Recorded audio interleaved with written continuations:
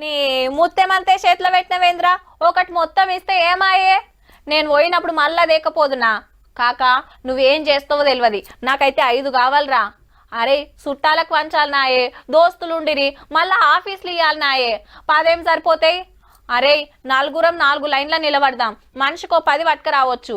ఇగో గిట్లనే ఉంటది. దేని గురించి చెప్తున్నానో అర్థమయ్యే ఉంటది.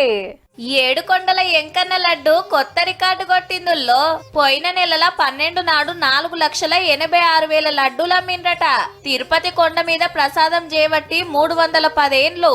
ఇన్నేండ్లల్లా ఒక్కనాడే గింతకాన మమ్ముడు ఇదే తొల్తాని సాటింపేసిండ్రు గుడోళ్ళు. పోయినేడు ఇదే రోజున 3,24,000 అమ్మితే ఇప్పుడు 100కి 35 పాళ్ళు పెరిగిందన్నట్టు. ఒక్క రోజే 2,43,00,000 ఆమ్దాన్ వచ్చిందట.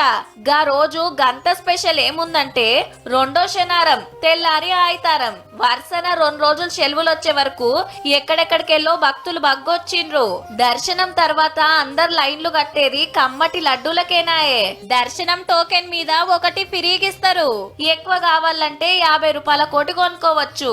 మున్పు రోజుకు 3 లక్షలకు మీద అమ్మితే ఈ ఏడు జూన్ కెళ్లి దినం 4 లక్షలు దాటుతున్నాయట.